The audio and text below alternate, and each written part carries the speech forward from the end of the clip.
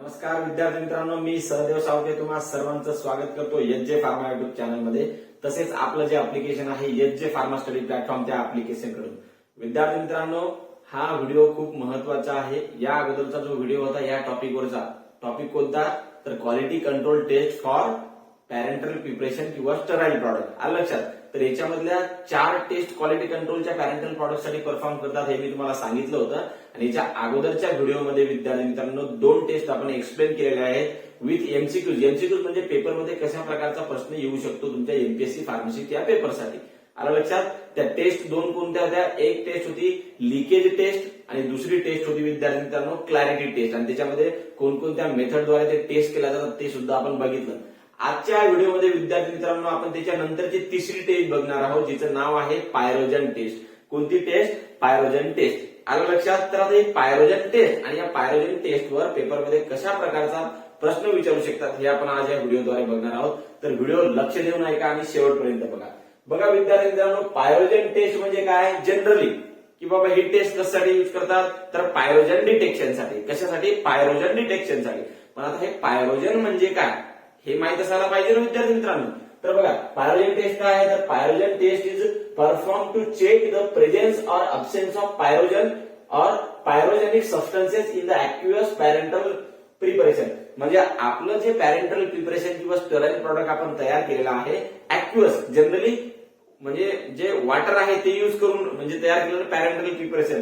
तर याच्यामध्ये विद्यार्थी मित्रांनो पायरोजन आहे की नाही म्हणजे पायरोजनचा प्रेझेन्स आणि अब्सेन्स हे बघण्यासाठी जी टेस्ट केल्या जाते त्या टेस्टला म्हणायचं पायरोजन टेस्ट. कोणती टेस्ट? Pyrogen test. मग आता इथं तुम्हाला एक प्रश्न निर्माण व्हायला पाहिजे विद्यार्थी मित्रांनो की पायरोजन म्हणजे नेमकं काय.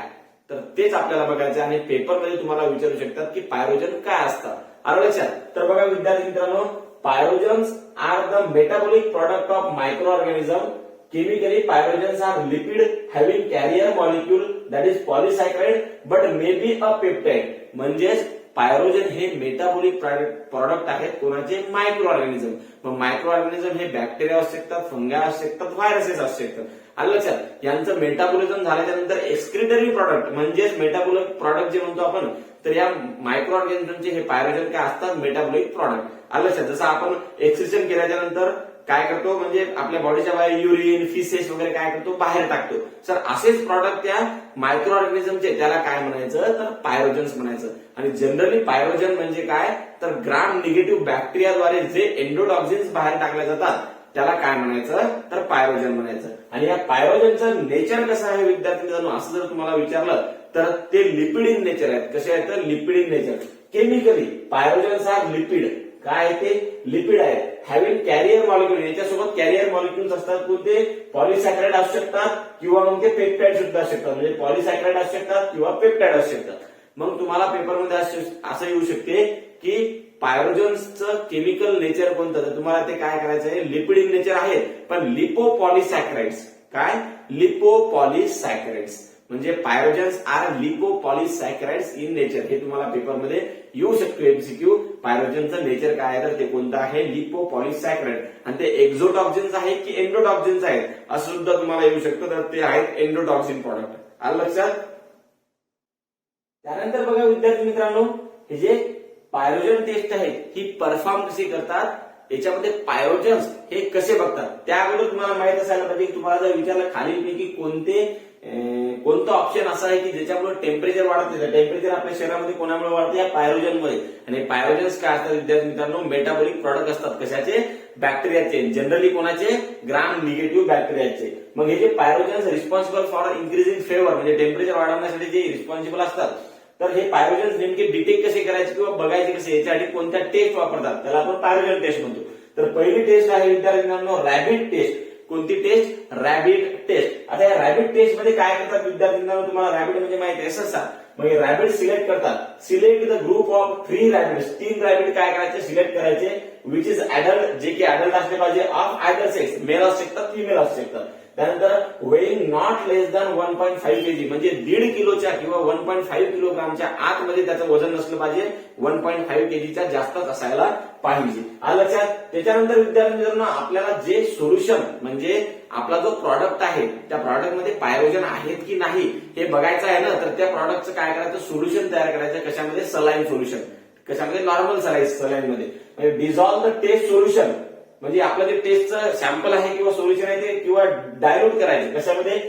It with pyrogen free saline solution, म्हणजे ज्याच्यामध्ये ज्या सलाईन सोल्युशन मध्ये पायरोजन नाहीत, पायरोजन पासून फ्री असलेलं सलाईन सोल्युशन घ्यायचं आणि त्याच्यामध्ये आपला काय टाकायचा, जे प्रॉडक्ट, जे पॅरेंटल प्रॉडक्ट आपल्याला चेक करायचे की ज्याच्यामध्ये पायरोजन्स आहेत किंवा नाही, ते त्याच्यामध्ये डिझॉल्व्ह करायचं किंवा डायल्यूट करायचं. म्हणजे ते झालं आपलं तयार काय, टेस्ट सोल्युशन. म्हणजे या टेस्ट सोल्युशन मध्ये आपल्या पायरोजन्स आहेत की नाही हे आपल्याला बघायचं. त्याच्यानंतरची प्रोसेस बघा विद्यार्थ्यांनो, जे रॅबिट आपण घेतलेले असतात यांचं टेम्परेचर आपल्याला मोजायचं आहे. पण टेम्परेचर मोजावं लागेल ना.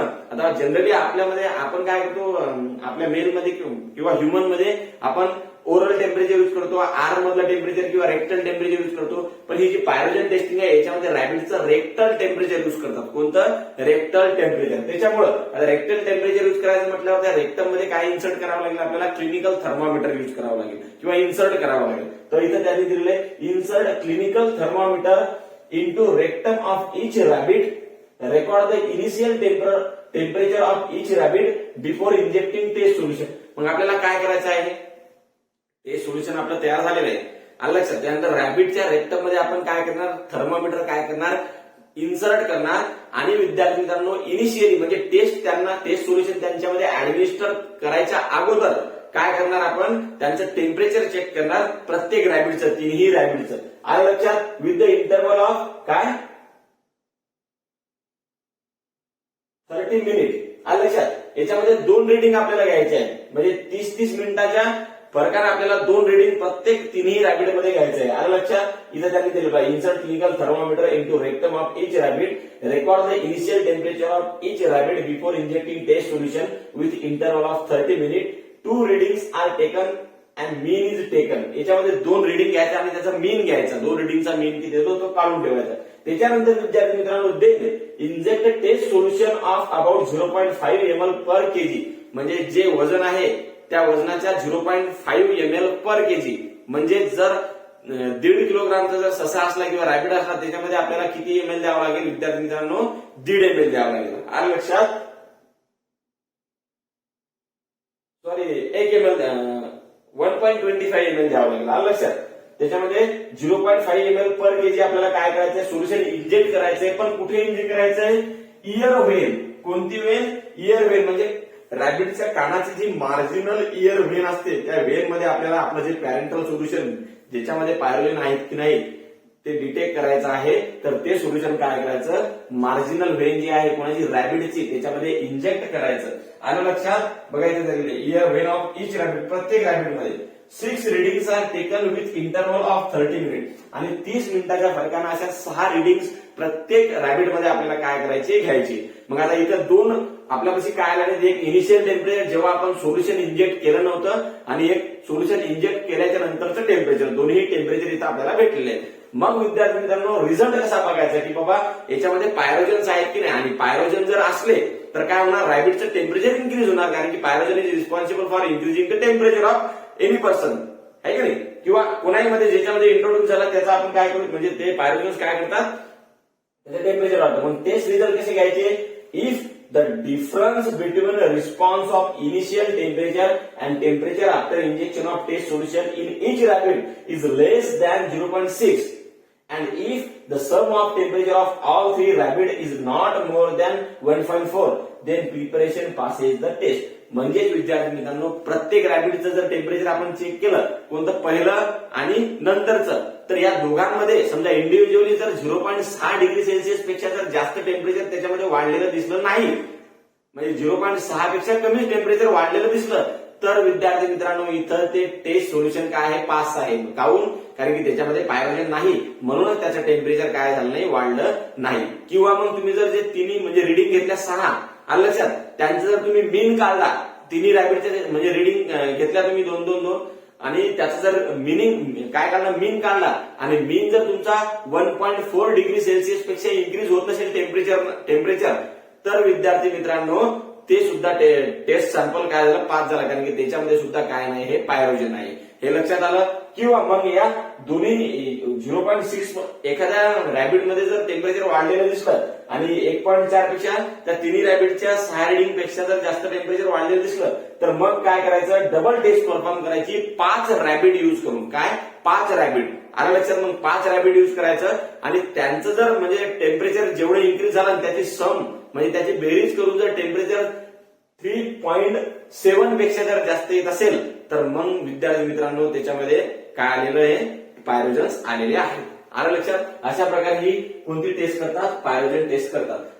त्याच्यामध्ये आपण रॅपिड टेस्ट बघितली. याच्यानंतर विद्यार्थी मित्रांनो पायरोजन टेस्ट म्हणजे पायरोजन डिटेक्ट करू शकतो आपण दुसऱ्या मेथडद्वारे, ज्याला आपण काय म्हणतो, लाल टेस्ट. आता हे लालचा लॉंग फॉर्म पेपर मध्ये तुमच्या येऊ शकतो विद्यार्थी मित्रांनो. लाल म्हणजे काय, तर लायमुलस अमिपोसाइट लायसेट. तुम्हाला पेपरमध्ये एक्झाम मध्ये लाल याचा लॉंग फॉर्म विचारू शकतात. तर लॉंग फॉर्म काय आहे, लायमुलस अमिपोसाइट लायसेट. आता हे काय आहे मी तुम्हाला सांगतो. बघा, रिसेंटली सध्याच्या याच्यामध्ये काय माहिती आहे, पायरोजन रॅबिट टेस्ट पेक्षा ही लाल टेस्ट जास्त परफॉर्म करतात.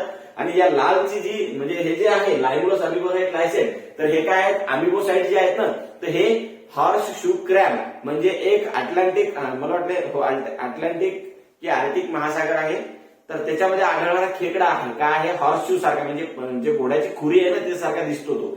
आलं लक्षात. तर तो जो खेकडा आहे क्रॅब, तर त्याच्या जे सेल्स आहेत अमिपोसाइट्स, त्याचा ऍक्युअस एक्स्ट्रॅक्ट म्हणजे काय, तर लायमुलस अमिपोसाइट लायसेट. आणि ह्या एक्स्ट्रॅक्ट मध्ये आपलं जे सोल्युशन आहे ते जर त्याच्यामध्ये आपण टाकलं आणि इन्क्युबेट केलं म्हणजे 60 मिनिटासाठी जर ते ठेवलं आणि त्याचं जर जेल तयार झालं, जेल लाईक स्ट्रक्चर जर तयार झालं, याचा अर्थ त्या सोल्युशन मध्ये काय आहेत, एंडोटॉक्सिन. आणि एंडोटॉक्सिन म्हणजेच काय, आपले पायरोजन्स आहेत. आलं लक्षात. बघायचं त्याला recently the gelling property of lysate of amoebocyte of Limulus काय polyphemus is use for detection of endotoxin. म्हणजे हे जे लायमुलस पॉलिफेमस आहे, जसं की हॉर्स शू क्रॅब, त्याला आपण काय म्हणतो, हॉर्स शू क्रॅब मधले जे लायमुलस सेल्स आहेत त्याची फॅमिली त्यांनी लायमुलस पॉलिफेमस सांगितली. त्याच्यामध्ये काय आहे, लायसेट्स ऑफ अमिपोसाइट म्हणजे त्याचे जे सेल्स आहेत ना, याचा जर ऍक्युअस एक्स्ट्रॅक्ट घेतला आपण आणि त्याच्यामध्ये जर आपलं सोल्युशन टाकलं आणि जर जेल तयार झालं, याचा अर्थ आपल्या पॅरेंटल सोल्युशन मध्ये पायरोजन्स आहेत, एंडोटॉक्सिन्स आहेत. इथं बघायला मिळतं, when test solution is incubated at 37 degree Celsius in Limulus amoebocyte lysate, the form gel काय, gel is form within 60 minute if there is a presence of bacterial endotoxin in the test solution. आपलं जे taste solution आहे तर ते जर आपण काय केलं, इन्क्युबेट केलं 60 मिनिटांसाठी 37 डिग्री सेल्सिअसवर, कशामध्ये, ऍक्युअस एक्स्ट्रॅक्ट कशाचा, लायमुलस अमिपोसाइट लायसेटचा. आणि जर जेल तयार झालं 60 मिनिटाच्या आतमध्ये विद्यार्थी मित्रांनो, याचा अर्थ आपलं जे टेस्ट सोल्युशन आहे त्याच्यामध्ये काय आहेत, पायरोजन्स आहेत, एंडोटॉक्सिन्स आहेत. तर हे जे टेस्ट आहेत पायरोजन टेस्ट, याच्यावर प्रश्न येऊ शकतो एक्झाम मध्ये. मी तुम्हाला सांगितलं की पायरोजन्स काय आहेत, एका प्रकारचे एंडोटॉक्सिन आहेत. कोणाद्वारे ते सिक्रेट केल्या जातात, एंडोटॉक्सिन मेटाबॉलिक प्रोडक्ट कोणाचे येतं, मायक्रो ऑर्गॅनिझमचे. आणि जनरली जास्तीत जास्त कोणाचे, ग्राम निगेटिव्ह बॅक्टेरियाचे. आलं लक्षात. मग रॅबिट टेस्ट सांगितली तुम्हाला, रॅबिट टेस्ट कशी परफॉर्म करायची, त्याच्या कानाच्या वेन मध्ये marginal Wien of year of rabbit, त्याच्यामध्ये आपल्याला ड्रग आपला काय करायचा, ऍडमिनिस्टर ड्रग म्हणजे टेस्ट सोल्युशन, ज्याच्यामध्ये पायरोजन्स आहेत की नाही ते बघण्यासाठीचा. आलं लक्षात. अशा प्रकारे रॅबिट टेस्ट करायची. याच्यामध्ये तुम्हाला रिझल्ट कसा बघायचा ते सुद्धा सांगितलं.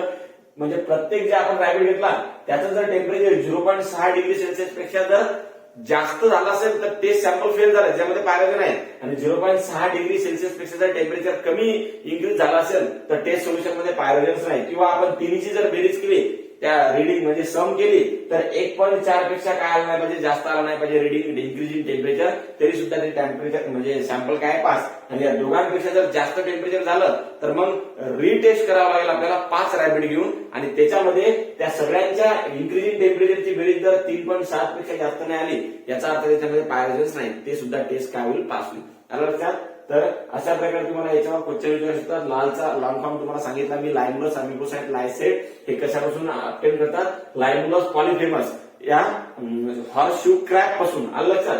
जे लायसेट्स आहेत ते काय, एका प्रकारच्या अमिपोसाइट्स म्हणजे सेल्स आहेत कोणाच्या, त्या हॉर्स शू क्रॅबच्या म्हणजे त्या लायमुलस पॉलिफेमसच्या. ही टेस्ट कसं करायची ते सुद्धा मी तुम्हाला सांगितलं. आलं लक्षात. आता याच्यानंतर एकच टेस्ट आहे याच्यामध्ये, क्वालिटी कंट्रोल टेस्ट, ती म्हणजे स्टर्लिटी टेस्ट. ती सुद्धा आपण याच्यानंतरच्या व्हिडिओमध्ये बघणार आहोत. जय हिंद, जय महाराष्ट्र.